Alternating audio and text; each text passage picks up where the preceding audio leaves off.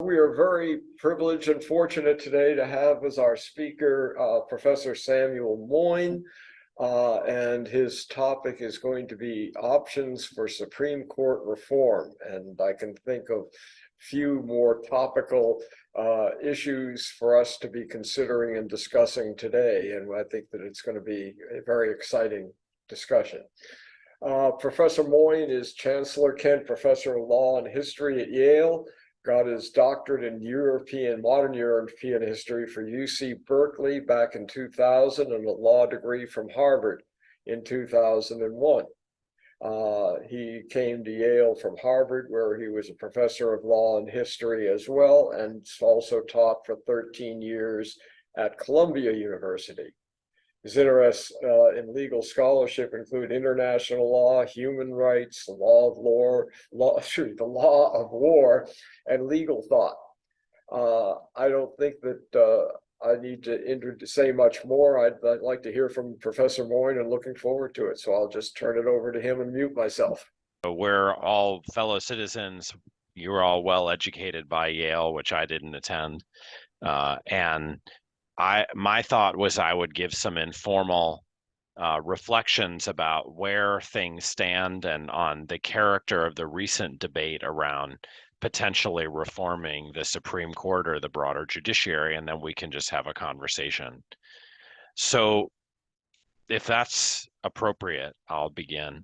The standard narrative, I think, the reason this became topical for really millions of people lately is according to the following storyline. Barack Obama had a chance to appoint a justice, and he nominated the man who became the current Attorney General. But Mitch McConnell, the senator from Kentucky, the majority leader, he's been in the news for different reasons lately. At the end of the Obama administration, he was playing out a strategy, and maybe it was a long-term strategy, but it became incredibly prominent in recent years, and it was to secure the future of conservative values through the judiciary in general and the Supreme Court in particular. And so, leading the Senate, he refused to consider Obama's nominee, and that position then ultimately became Donald Trump's first of three appointments to the Supreme Court. Donald Trump then benefited providentially from his perspective from Ruth Bader Ginsburg's death in time for him to appoint a third justice.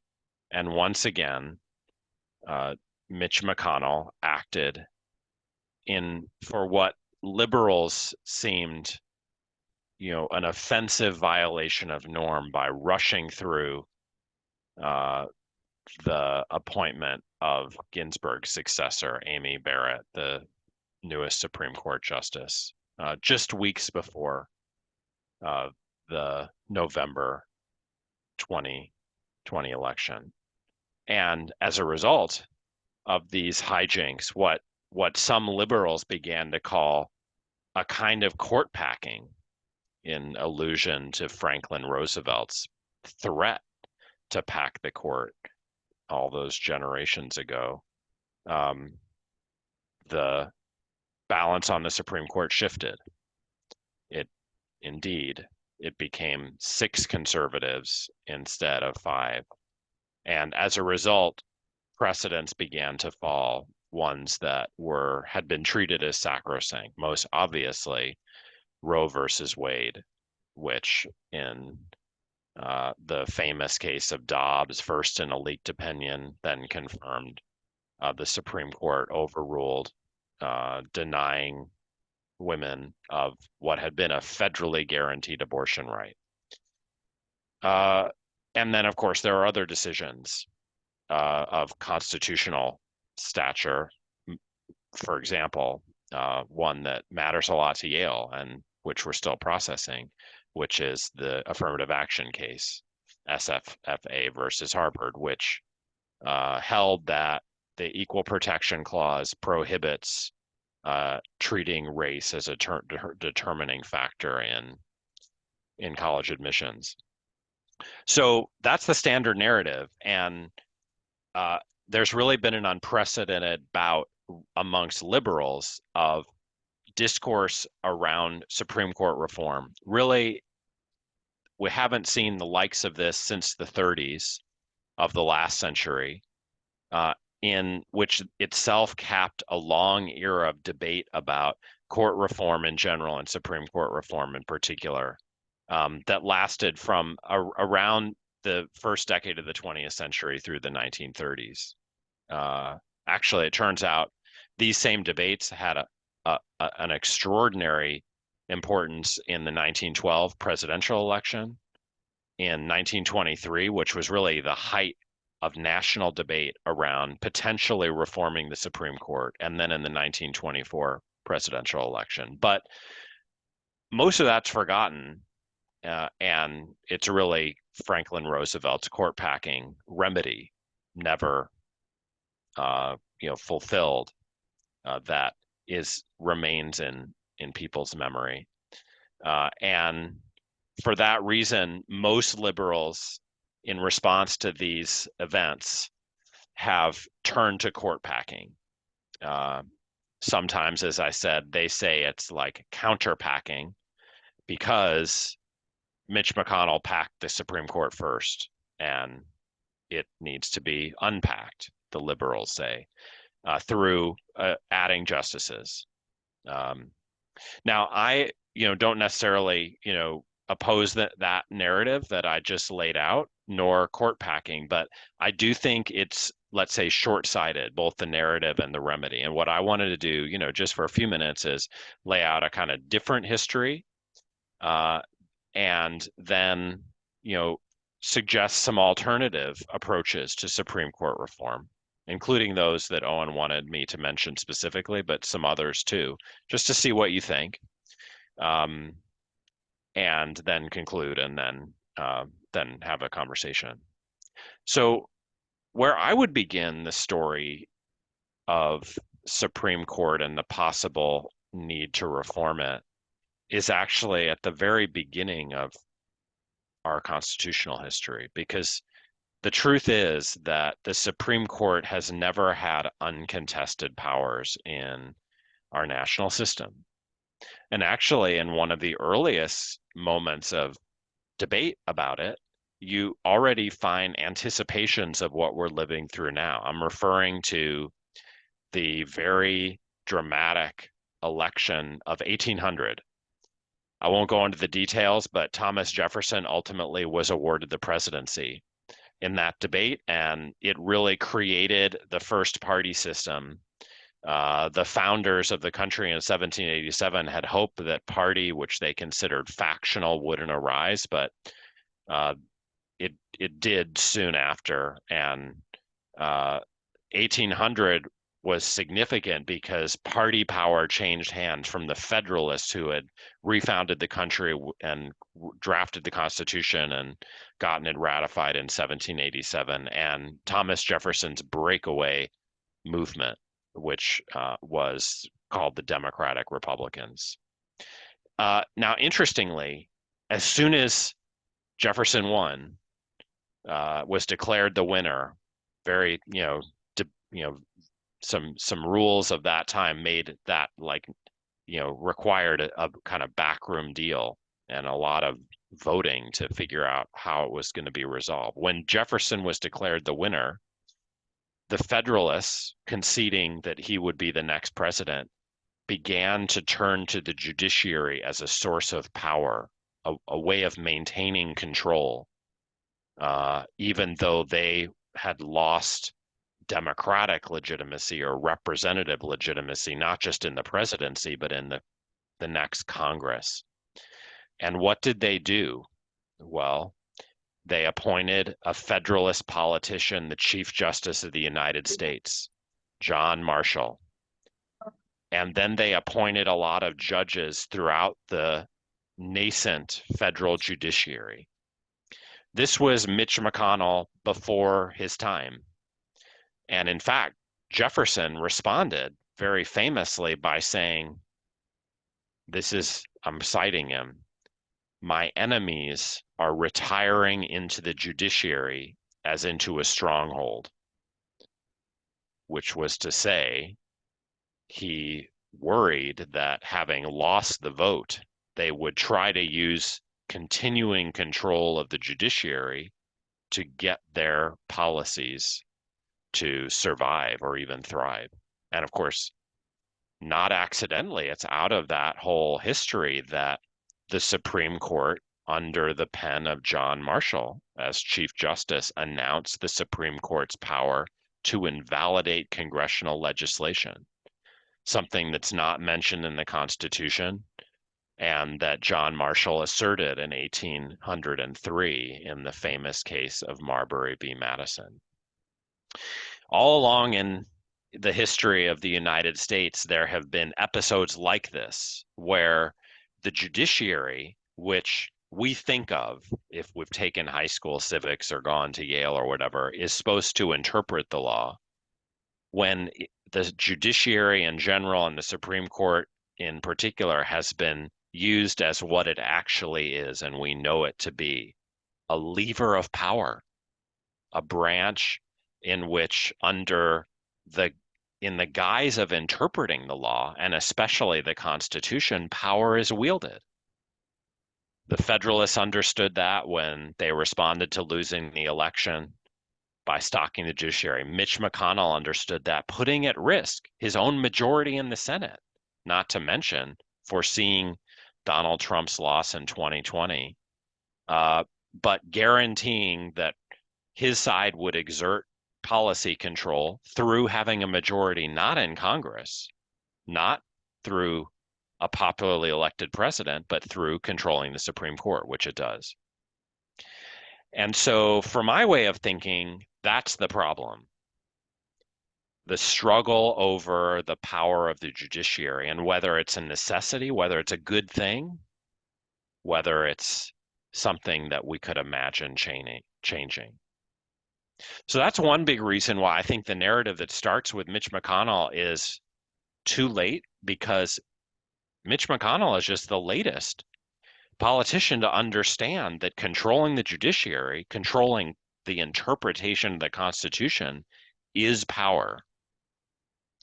Now turn to another, I think, background that is going to motivate kind of my way of thinking about Supreme Court reform, which is a history that you all have lived through, and I have too, even though I'm in the case of almost all of you somewhat younger.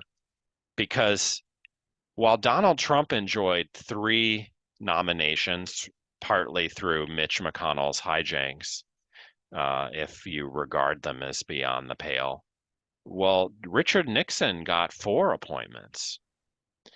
Right before I was born, he transformed the Supreme Court himself. He appointed a new Chief Justice, and he appointed 3 others. And it's really from that date that the Warren Court began to die a slow death. The liberals, after Franklin Roosevelt's presidency, had controlled the Supreme Court, and liberal policies like the desegregation of the public schools had been advanced. The revolutions in criminal procedure through the reinterpretation of the Bill of Rights. But the early 1970s changed things. And what that means, I'm 51 years old. My entire lifetime, the court has been trending right. It's not new. And if you're a liberal, maybe you ought to see that Mitch McConnell and his recent hijinks and the final indignity dealt to precedents like Roe is only the latest chapter in a much longer story in which the right has very slowly and over a long period of time exerted more and more and more control over the law through controlling the Supreme Court. Right away, the desegregation of the schools was halted. notably in a case called Milliken v. Bradley, which approved white flight.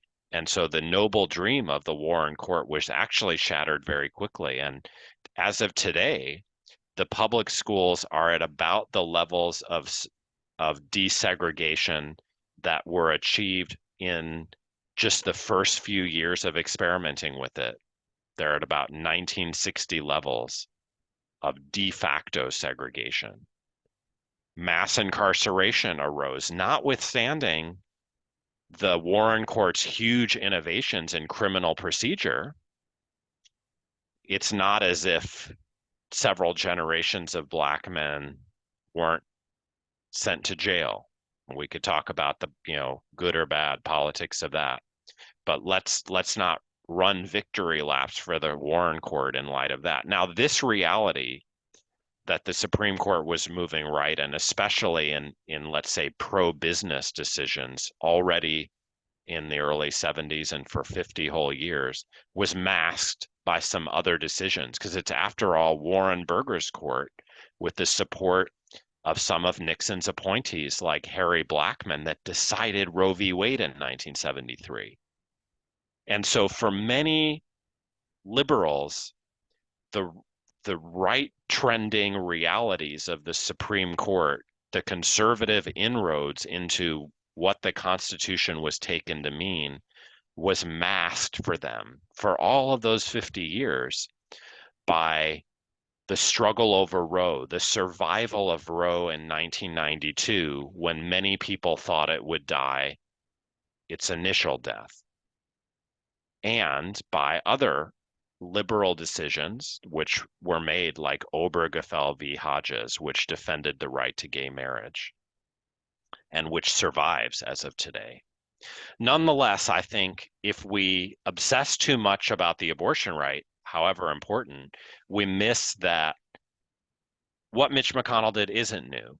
It's just the final nail in the coffin of liberal hopes invested in the Supreme Court, that you could use it to achieve liberal ends, because for 50 years it's been used for the reverse, with a couple of exceptions.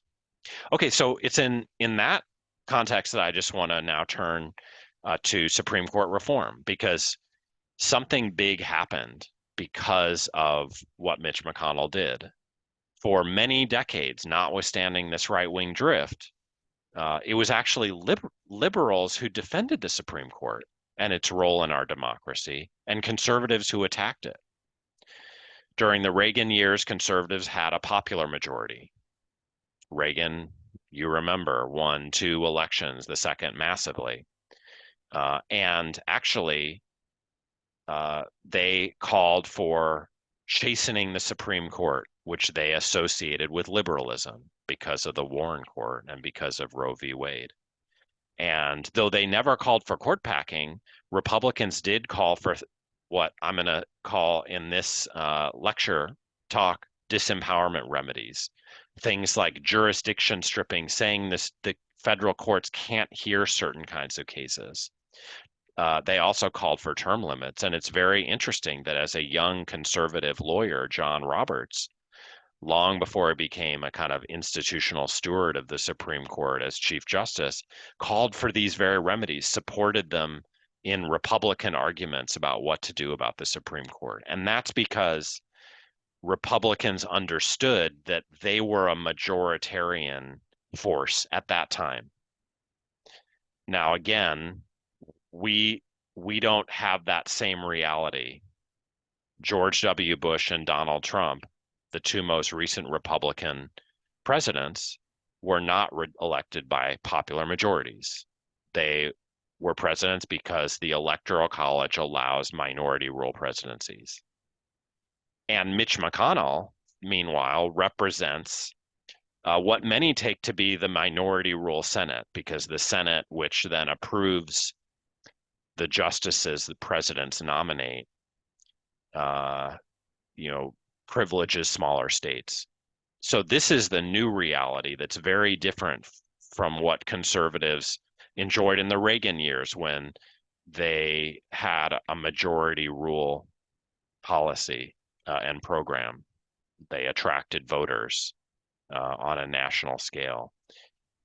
If you think about it, the all the most recent conservative justices, the ones appointed by George W. Bush and then the three appointed by Donald Trump, neither the president nor the senators collectively that voted all those justices onto the Supreme Court were ever supported by a majority of Americans.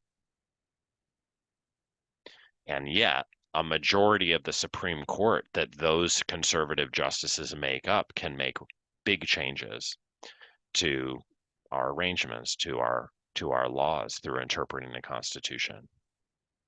So when Mitch McConnell had finished appointing Amy Coney Barrett and the election loomed, Joe Biden was pressured. What was he going to say about it in the heat of an election campaign? And he said, I've been a supporter of the Supreme Court. The liberals have been for generations. You'll remember Joe Biden had been the chair of the Judiciary Committee at significant junctures in this history I'm recounting, not least when Clarence Thomas's confirmation hearings took place. And yet Biden said that he would have to think about the Supreme Court. He would appoint a blue ribbon panel of experts to think about what reforms ought to be made, if any. And this placated, I think, the electorate. It was a promise he made to take Supreme Court reform seriously at a moment when liberals, really for the first time in generations and generations, were enraged, notwithstanding the rightward drift of the judiciary and federal law under its supervision. Mitch McConnell made liberals mad, and Joe Biden had to do something about it. And this commission was his answer. Well, it met. Actually, one of my colleagues at Yale Law named Christina Rodriguez co-chaired it. I testified on the first day. There's a White House site on whitehouse.gov where all the testimony is collected and you can read it. It's all very interesting.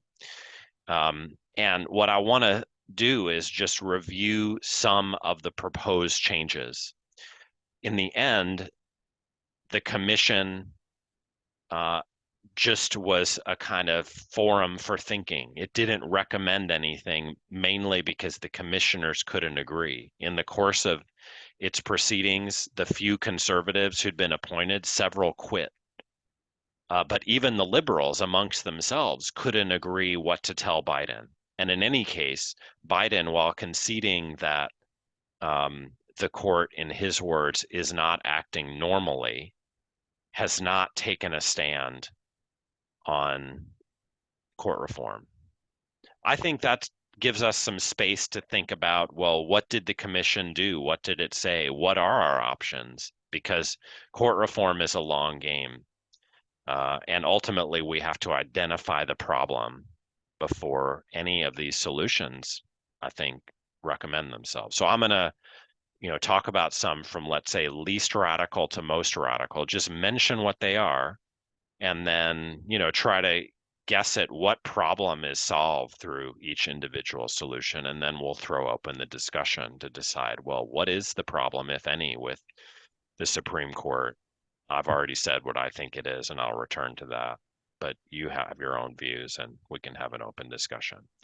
So the maybe most popular approach to Supreme Court reform right now, and of course, we don't necessarily have to pick one, we could do any or all, is judicial ethics reform. The whole federal judiciary is under a judicial code of conduct, except for the Supreme Court, which is specifically exempted from it. And this has been dramatized lately, largely because of, let's call it, muckraking reporting, which has revealed some of the acts of both liberal but especially conservative justices in taking money from wealthy donors, Sometimes ones who had cases before the court.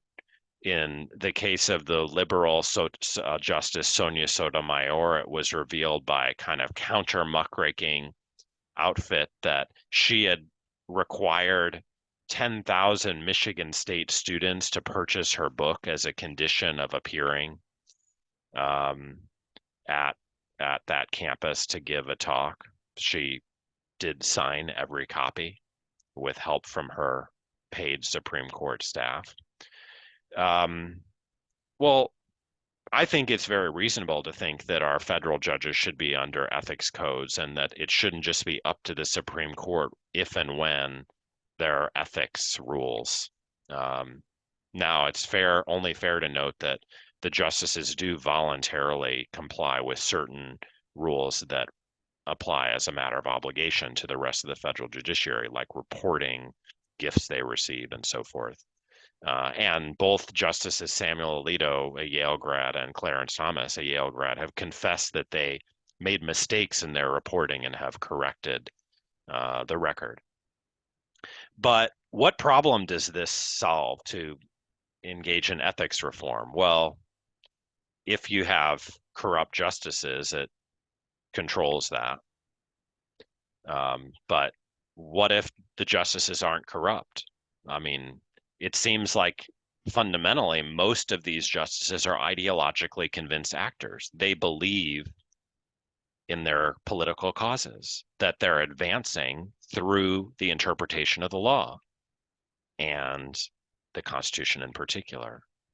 I mean, I personally find it very hard to believe that Dobbs, which reversed Roe, or SFFA, which ruled affirmative action unconstitutional, would have come out differently had Sam Alito or Clarence Thomas not taken free travel from rich men.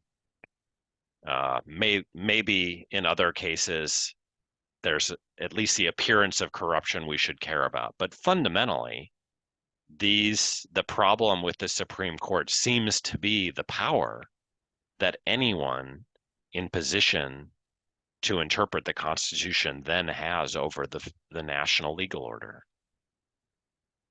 And ethics reform doesn't attack that problem. Then there's control of the Supreme Court's procedures. Now, this Owen asked me to mention because it's become very, let's say, fashionable these days to attack something called the shadow docket. So just really briefly to explain what that is, the Supreme Court hears cases, and when it does, lawyers write briefs on both sides, and then they hear arguments on both sides and then write an opinion. But it turns out that they decide some cases, let's say, under the radar, without briefing, without argument, sometimes without opinions. And they've been doing so increasingly. And the trouble is that it seems as if they're doing this to avoid notice of controversial acts. Now, this is a fair concern, and I think you can read a best-selling book called The Shadow Docket that recently came out for the details. But I'm skeptical that it's attacking the main problem, because what you'd have to believe to think that reforming these procedures would make a big difference is that the problem is that Supreme Court justices aren't always providing reasons for their decisions. But is that the problem? I mean, if you've ever taken, a chance to read one of their opinions, well, there are reasons and rationalizations. The reasons aren't always convincing, and the reasons serve their political beliefs or their rationalizations for those political beliefs. That was true in Roe v. Wade. It's true in Dobbs. And so the idea that the problem is that judges aren't offering reasons for their political choices seems wrong. Maybe that's true in some cases, but to me, the problem is those reasons are rationalizations for the exercise of power, determining in major areas of policy what the future of the country is going to be, as if it were an interpretation of the Constitution or the law. And so, again, I'm not against the reform, but it seems like it's dealing with the wrong problem. Then there is the solution of term limits. The United States really almost alone has term unlimited judges. You serve for life or, during with, unless there's bad behavior. And again, this is a great reform. I mean, I think it's really worth modernizing the federal judiciary by imposing term limits. There is a trouble that of all the reforms, this one is most clearly unconstitutional because Article 3 of the Constitution guarantees life tenure to judges. So it would require an amendment, basically. But once again, what does term limits do? Well, it doesn't diminish the power of the office. It just changes who's in the office. One thing to say in favor of term limits is that some schemes of term limitation, like 14 or 18 years, would try to guarantee that every president gets to appoint some justices, like two. But once again, judges can die or retire unexpectedly. That's what we've been living through. And what that would mean is that some presidents would still get more of an impact, and it doesn't solve that problem of minority rule presidents and minority favoring Senate, which are the two forces that get to nominate and confirm the judges. So I'm not against term limits, but let's say it doesn't seem to solve the problem. Then there's court packing, the most famous and I think for many radioactive remedy. So court packing basically proposes to expand the Supreme Court. There are a couple troubles with that. One is that it once again changes who is on the Supreme Court, in this case, how many judges there are, but it doesn't change the institution's power generally. And it has the risk that, you just turn politics, just as politics in our recent lifetimes has been kind of electing presidents to change the Supreme Court, presidents would be elected to expand the Supreme Court. And if Biden did it and Trump won in 2024, he would follow suit.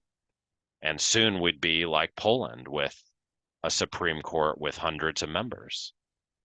And so there's an escalatory risk, which follows from the same fundamental problem, which is that when you have an incredibly powerful court, politicians will struggle to control it. And court packing is just an example of that. It's not a remedy for it. Now, of course, if you thought that you could control the political branches indefinitely, then court packing could be done once and you could get a lot done with your new justices as they interpreted the Constitution your way. But here's the thing. If you controlled that kind of majority to pack the court and keep the other side from doing it, you could also just pass laws and change the country through majority rule. So court packing seems like a remedy that either is very risky or it's redundant.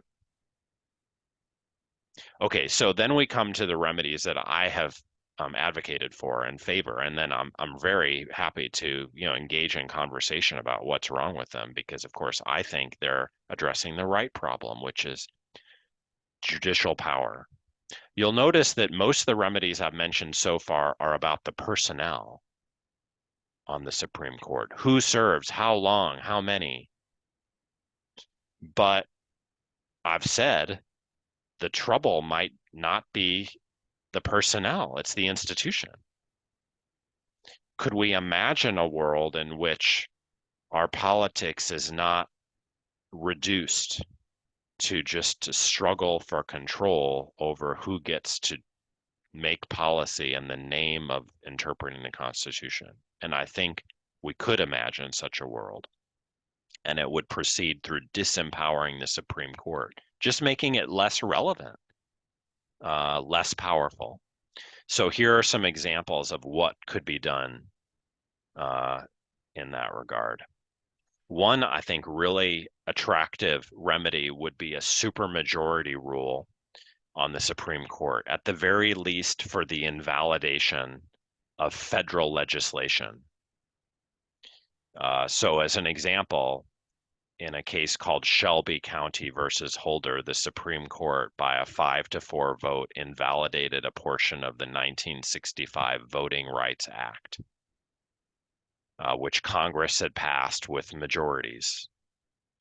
On another case called NFIB versus Sebelius, the Supreme Court, again by a 5-4 margin, overturned a portion of what we colloquially call Obamacare, depriving poor people in the South principally of health care under Medicaid, which Congress had voted by a majority to expand.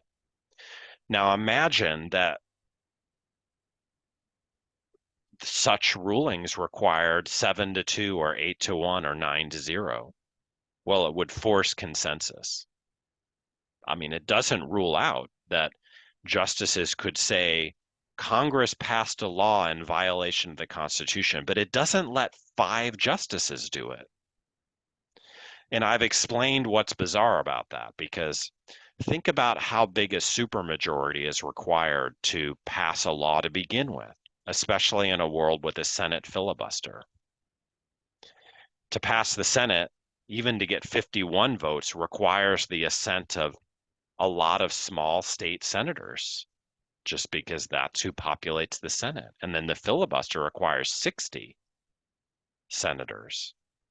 And then there's the president who, if he vetoes it, requires even more congressmen and women and senators to override that veto. So potentially a law can only come into existence because of a very large supermajority of the Democratic representatives. But then a tiny majority of Supreme Court justices who don't have a majority of voters behind them get to invalidate that law. To me, it's shocking and is not the kind of power a judiciary should enjoy. And so the supermajority rule tries to control for that. Second remedy, jurisdiction stripping. John Roberts supported this when he was a young Republican operative, and I've supported it more from a liberal or progressive perspective. And basically the idea is to say, suppose that a law is passed. Well, what if it had a rider attached that said the Supreme Court can't overturn this law or can't hear the case? Imagine, just as an example, that the Women's Health Protection Act were passed. It came very close to passage in the last Congress, although it would have required the filibuster to be eliminated if the Democrats had mustered 51 instead of 49 votes. But imagine it had passed. Well, what if it had this rider attached that forbade the Supreme Court from invalidating it?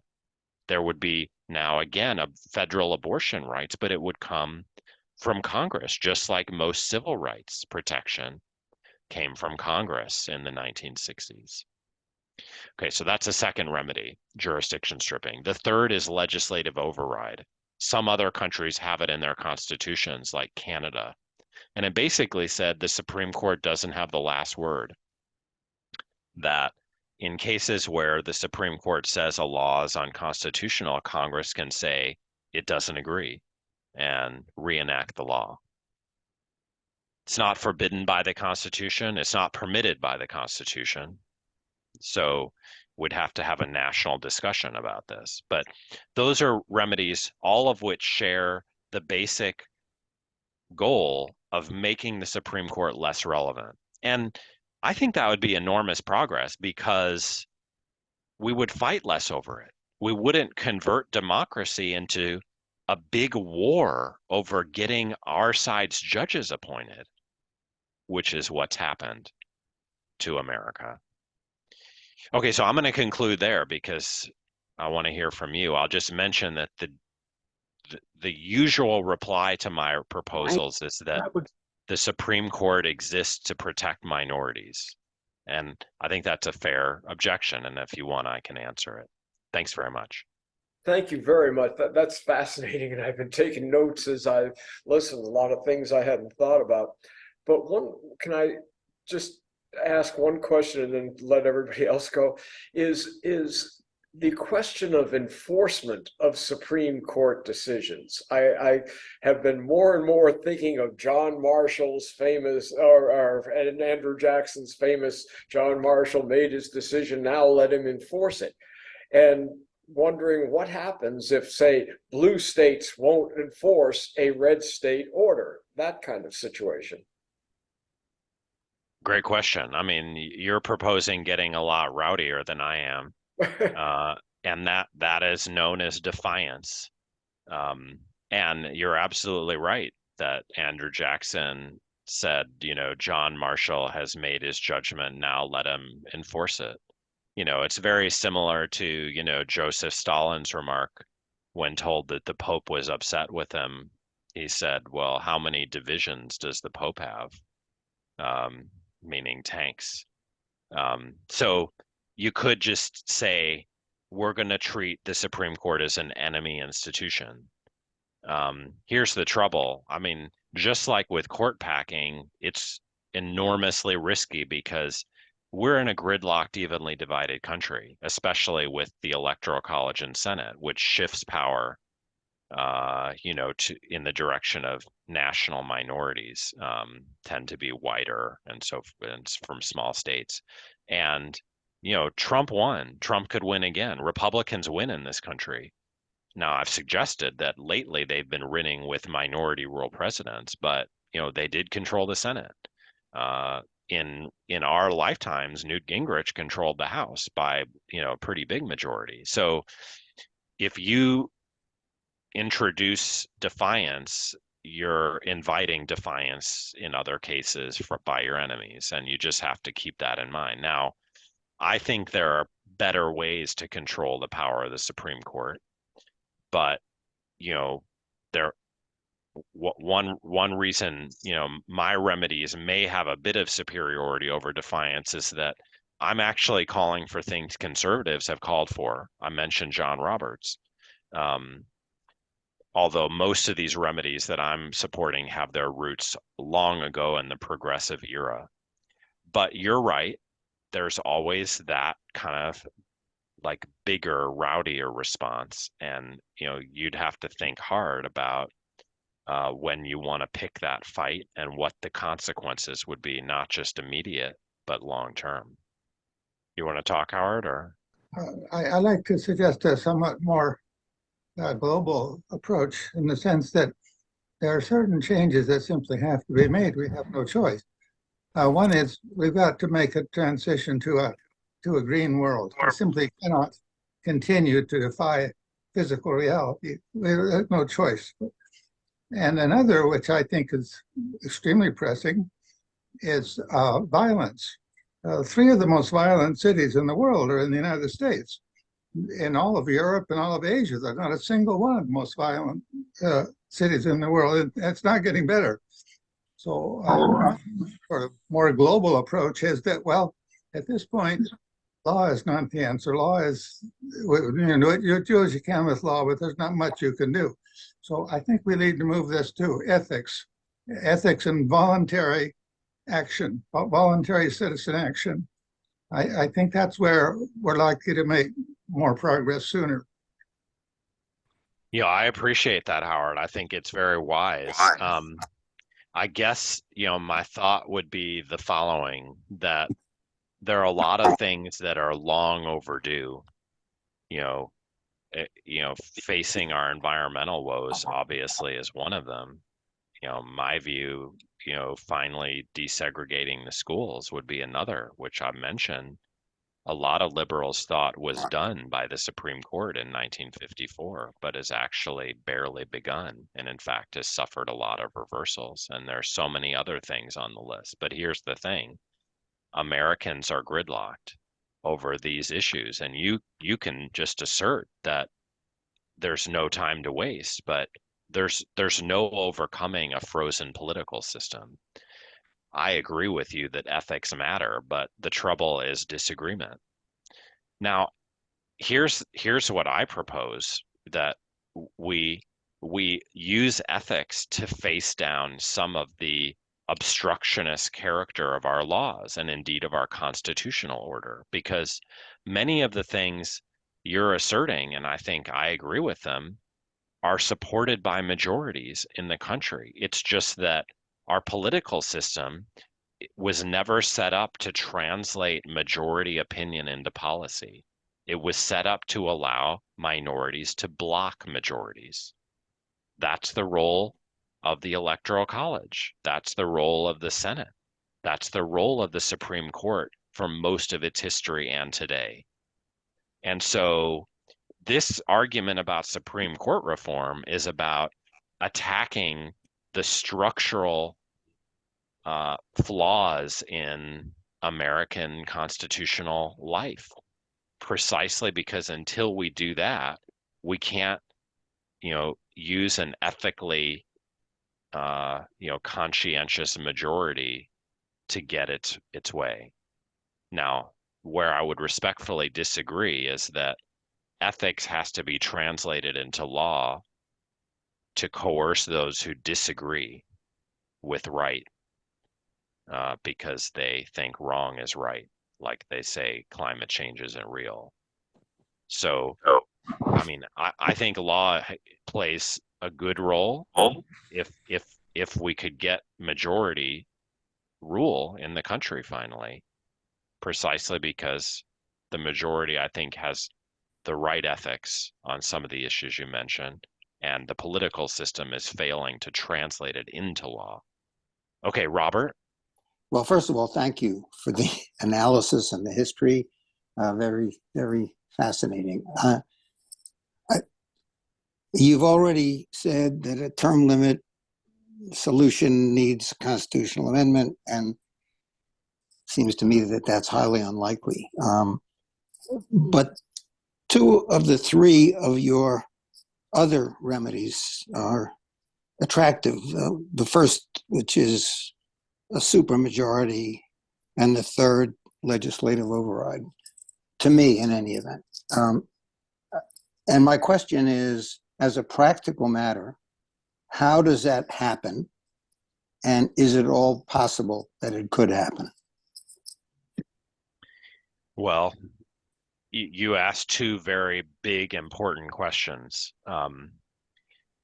I just want to mention that, relative to the very recent past, it's amazing how far the general discussion got thanks to Mitch McConnell. And all of these options were unheard of 5 years ago, and had no traction. So relative to that, we've come so far. And I don't know. I can't tell the future, but if we take Howard seriously, that we need to face not just, the left if you're the right and the right if you're the left, but American gridlock, then we're there's no time to waste in kind of mainstreaming some ideas that once were on the fringe and now are approaching the mainstream.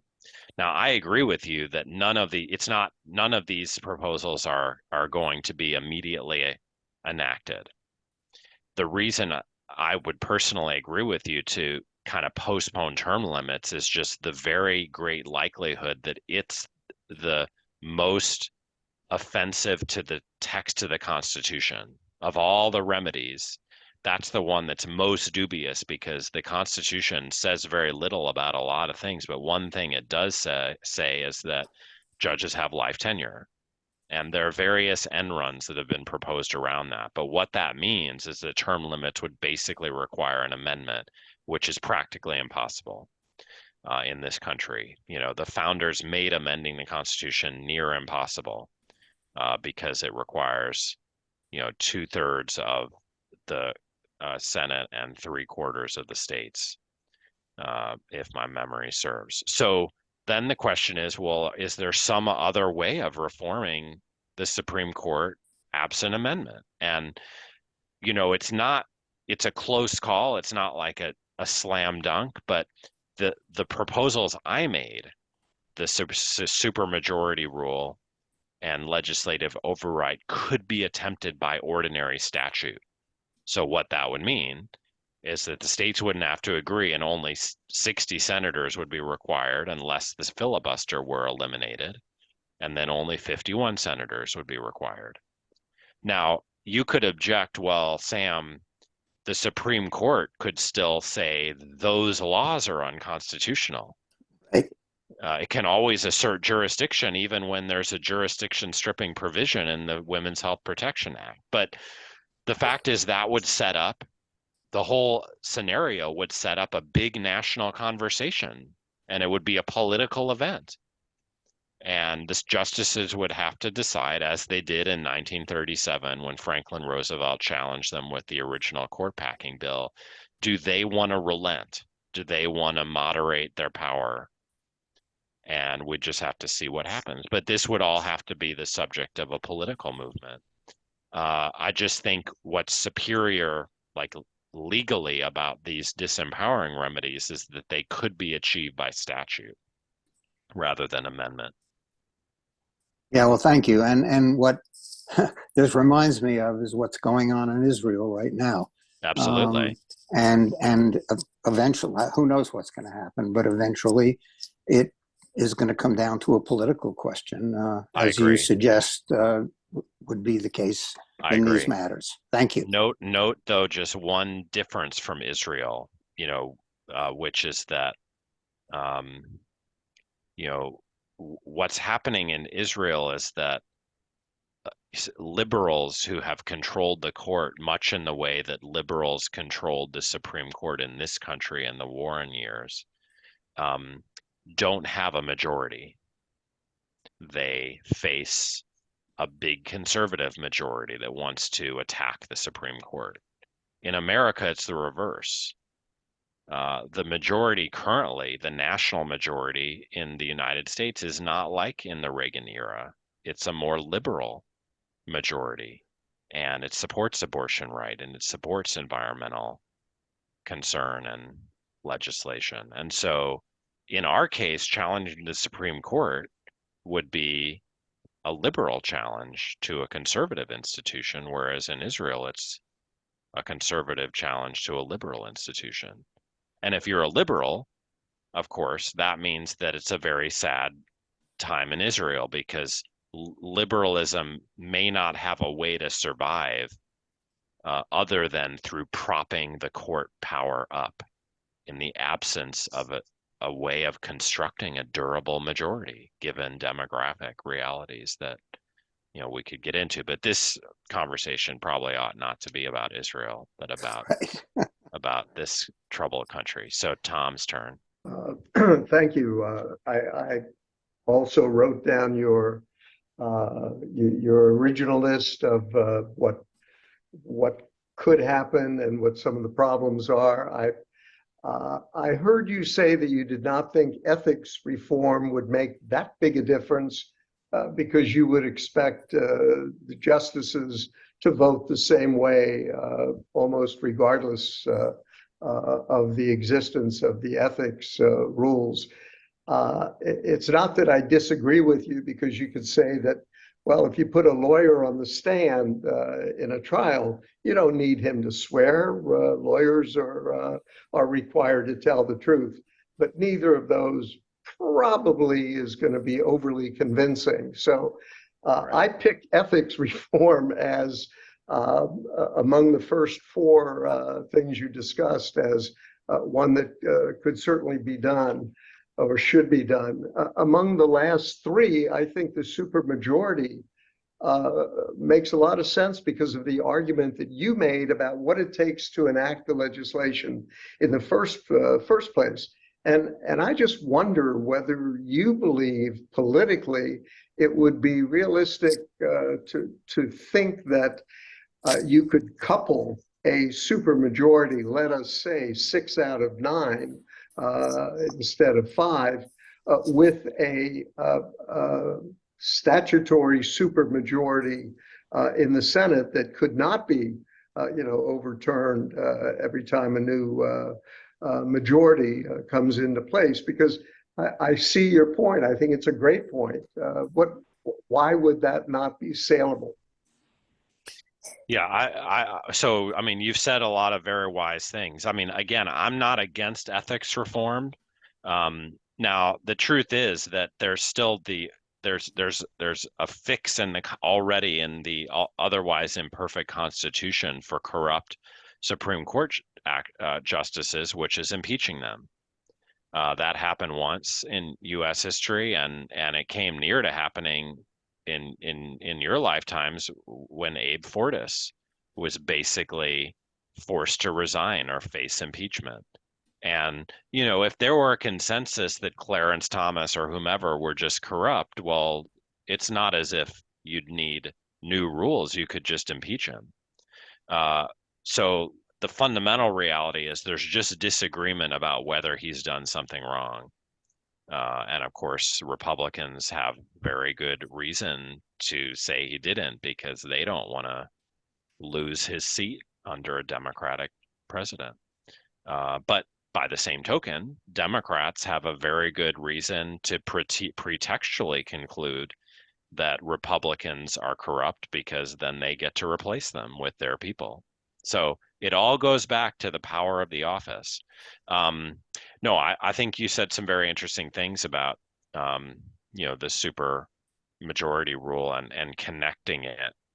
I'm not as sure maybe as you are that stability in the law is a high value. I think that where I come from, democracy is supposed to mean that majorities basically get to translate their will, even if they're a transient majority, into legal change. And that's why presidents change everything. And would we want to create a system where supermajority rules like the filibuster rule we already have constrain the legislators from changing the law? I'm not as sure about that, but I am sure that using it to constrain a minoritarian institution like the Supreme Court from interfering as much with majority rule is a good idea.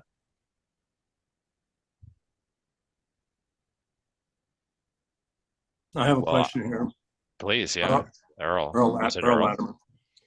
I don't know if I'm an originalist, a modernist, or an in-betweenist. Okay.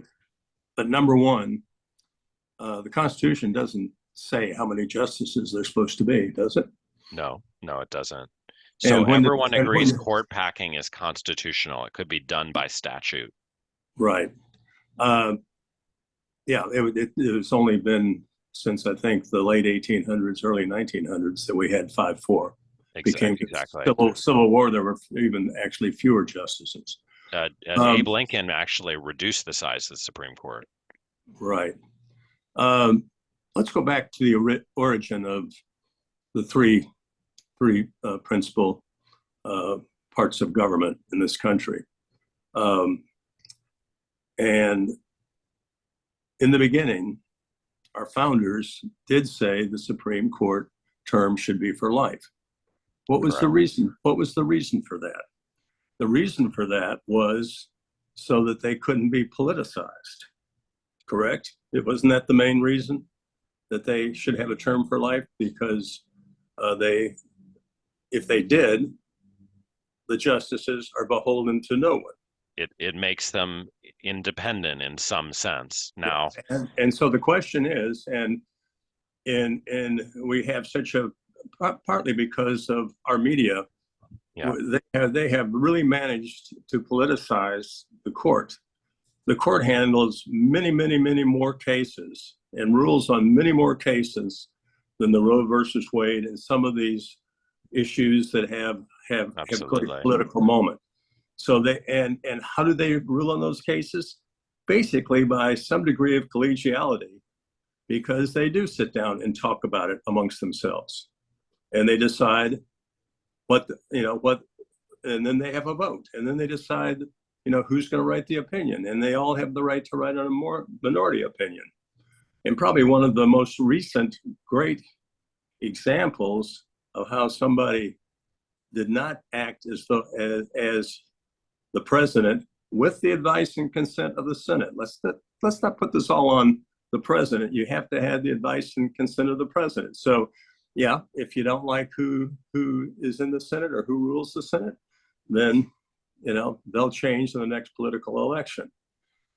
Well, But it will never, change that the Senate is systematically privileges smaller states. And indeed, many constitutions around the world have what's called an eternity clause, like the German constitution says you can Right. never take human rights out of the German constitution, whereas our eternity clause in Article 5 says you can never mess with the Senate and its protection of small states. Like Wyoming has an enormous role in our politics, even though practically no one lives there. And each person in Wyoming is overrepresented in the Senate by an extraordinary extent. But that's why you have the legislature. That's why you have the House, right? Because Well, the but House any was bill there with the requires balance. the Senate approval. Any bill requires the Senate approval. So it ultimately turns on whether Wyoming agrees with what Okay, everyone else wants to do. that's a fair comment. But my point being that probably the justice in our recent lifetimes was Earl Warren. Earl Warren was a conservative California governor. He was a Republican, yeah. And he was a Republican, and everybody expected him to be to the right, and he pretty much went to the center. Yeah. And what we're talking about right now is, do we have an ability for the Supreme Court justices to move to the center? The pressure wouldn't like to have that happen, because then they wouldn't have something to rail about. Yeah. But that's that is one of the opportunities that you have by life tenure, because supposedly it's supposed to be apolitical. You take the facts, you impose you oppose the Constitution. As you know, and the Constitution is I had a constitutional professor who just said it's one of the most fragile documents that we have in our lifetime, and so you have to respect how it came about. And it came about to try and get away from autocratic rule of England.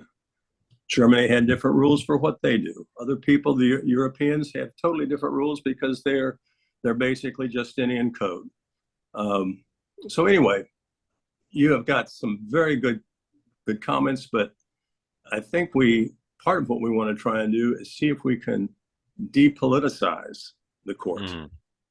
I mean, you have Roe versus Wade. There's pluses, minuses that come from the state of Texas. That's where it originated. I believe in those rights, but even Ruth Bader Ginsburg said, it was on a weak foundation. So where do we go from here? I think I agree with whoever said, if you're going to try and change these things by constitutional amendment, good luck, because I doubt that it will happen. All right, look, you said a ton, and it's all very pertinent, and I appreciate it. I mean, my basic response to you is that you can't depoliticize politics, and that the Supreme Court is a political institution, and that's why people struggle for control of it, both parties. And you are, well, let me finish. No, that's fine. You are right that life tenure was included as a constitutional provision to protect the independence of judges. But in our lifetimes, at least mine, because again, I'm 51 and Earl Warren was already gone by the time I was born. There's been a highly political campaign on both sides of the political spectrum to take control of the court. And that's what we see in the confirmation battles. And it's what we see at the heart of the presidential campaigns. So everyone knows that the Supreme Court is a political superweapon that is the object of political struggle. And it doesn't seem to me that life tenure and the independence of judge changes that. Actually, it intensifies the ideological commitments of the judges that qualify them for appointment. Like, how do they get the job? By being ideologues. So if that's the reality, then that's the reality we ought to face. The framers just couldn't anticipate, I think, this, in part because they didn't design the very powerful Supreme Court that has emerged in especially the 20th century. But, I take your points very seriously. I just think we part ways in your belief that you can depoliticize politics when I think politics is politics. Well, I would only make one observation. I've been a member of the Texas Bar for 60 years, and I take the practice of law very seriously. We are all political animals, and the points that you make come from your political persuasion. Absolutely. Correct?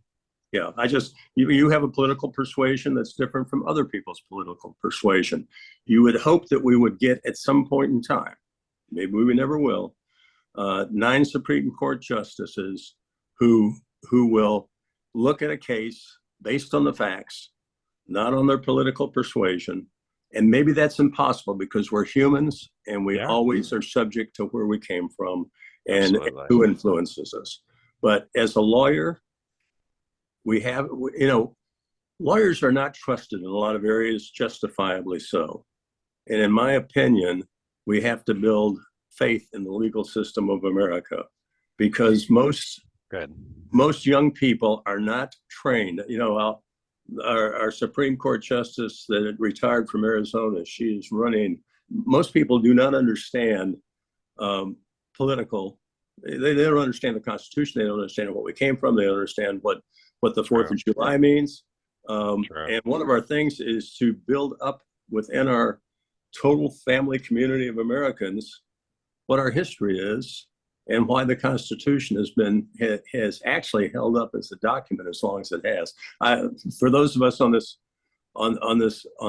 broadcast, some of us were in Philadelphia for a mini reunion back in May, and it really hits you hard when you go to Philadelphia and you walk the streets where Benjamin Franklin did and all the great original people of the Constitution. You thought, my God, this is a pretty amazing place that they even pulled this off. I just want to say, Earl's saying some really important things. I just would reply by agreeing with him that the law has a lot of value, but it's being asked to do too much when we say, 9 people get to determine the future of the country, having been chosen by politicians based on their political views.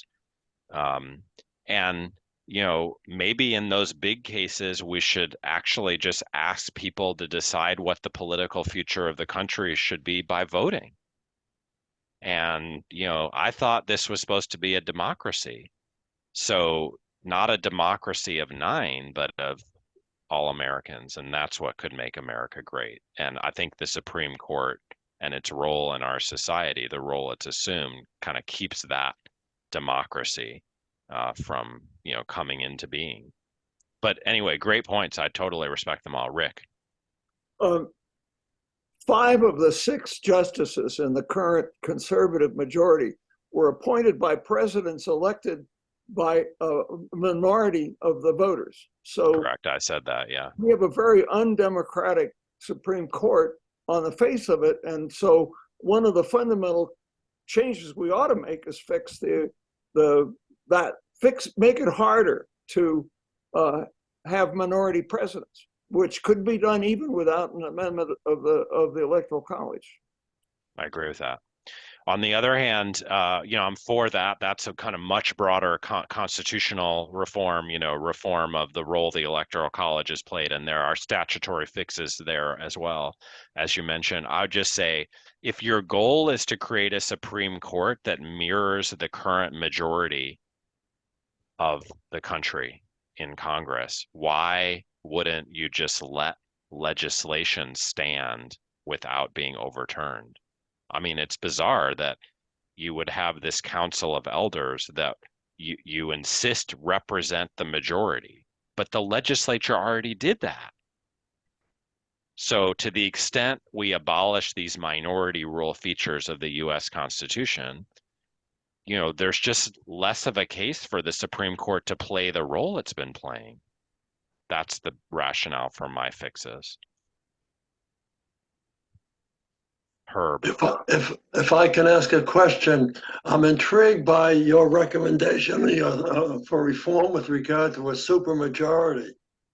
I have two questions. One, did the Presidential Commission discuss that issue? And secondly, are there any states that have a supermajority? Okay, the great question. I'm forgetting the details, but there have been states in the progressive era that experimented with lots of these fixes in their constitutions, as well as other fixes we didn't discuss, like judicial recall. Now I'm forgetting, I think there's one state that has a supermajority rule in its Supreme Court for invalidation of legislation. I just forget what it is. I could get back to you if you want. On the Supreme Court Commission, absolutely.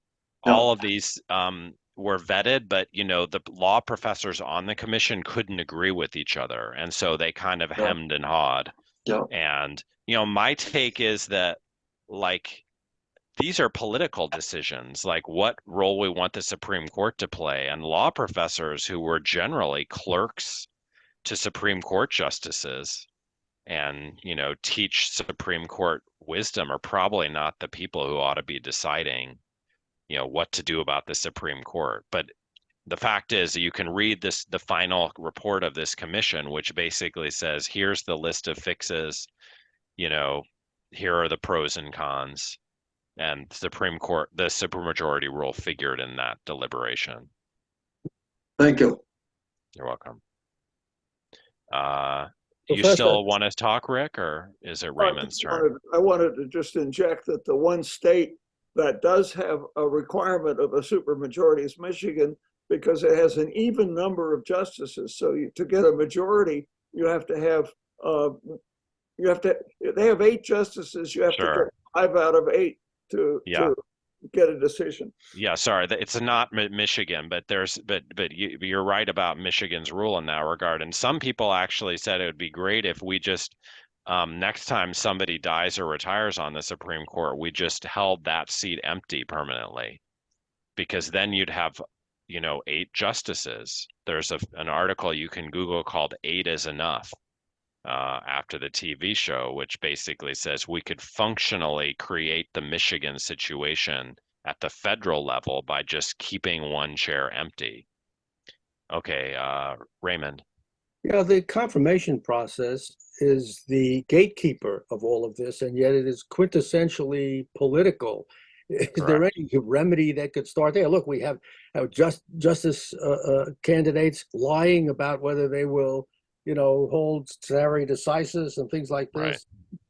Right. Well, that, as you all know, it wasn't always that way. And then, former Yale law professor Robert Bork was borked by the liberals. And ever since, we've had these very contentious hearings. Now, maybe that's worth mentioning. There has been some attention that should have been on the list, the confirmation process, as the problem. Again, I don't think it's the problem, because in a way, the confirmation process now recognizes that these judges, prospective judges, are political actors vetted as such on right and left. So like the old fiction we indulge that, oh, this is a great jurist. I mean, I think you know, I forget who was speaking earlier, and you know, who really does hold those old school views that there's like apolitical law. I mean, that's what people used to believe, and then you would have a confirmation process that talks about whether the person's an expert and so forth. But you know, that's all broken down because uh, the law is political, and who's the next justice is going to be a political question. So I really like your question, Raymond, but I think optimism that fixing the confirmation process would fix the country is premised on the belief that we could just go back to an age where Americans agreed about enough to just kind of let people from Harvard and Yale, you know, make the big decisions without kind of bitter dispute. Okay, Howard, you want to get back in on this? Give an example of necessary, doing necessary change without relying on the law at all. And Oh, not sure. Many examples of that. I very wouldn't little. contest that. I wouldn't contest that. I know, but I want to give a concrete example Okay, to feel free. put a Yeah. little more flesh on the bones. And one of the things that must be done is we have to reverse, or at least reverse global warming. There's no two ways about it. And if you look at what is causing global warming, there are a number of major factors, but it happens that the single largest major factor is using fossil fuels to generate electricity in our country and in others. So what's the answer? Well, realistically, there's only so far you can go with solar and wind and tidal. A little farther with hydro, but not that far. We're talking about nuclear power. But what's the problem with nuclear power? It's not safe. So what do? Well, Bill Gates thought of that. And what Bill Gates is doing is he's sinking money into a pilot project in Wyoming that produces safe or safer nuclear power, a better cooling system that creates a technology that makes nuclear power a lot more acceptable. And I think this can be pursued without passing any laws and without really dealing with politicians. Bucky Fuller had this idea that you really make change by creating technologies that solve problems everybody wants to solve. Great. Well, let's hope it works out. You know, my take is that um, not everyone wants to solve global warming because people are making a lot of money off of polluting it, and they then put money into the political process. And so politics is not some, you know, annoyance that we can sidestep. We have to make policy through, you know, and in the face of disagreement. And that, I agree, requires ethics, and political movements may in most cases require law as a tool. But I really like your perspective. I mean, I'd be the last person to deny the importance of ethics and, you know, ethical figures like Gandhi or King, and, you know, changing the direction of history. And law is a kind of much less important. Could I shoehorn one quick question in? It may not be a quick response. What about the role of the Federalist Society in creating the whole situation we have in the federal judiciary? Right. So the Federalist Society was, I think, founded at Yale Law back in the day, and out of the perception that conservative students didn't have a kind of space for their own discussion. And ultimately, it became a very well-funded, powerful network.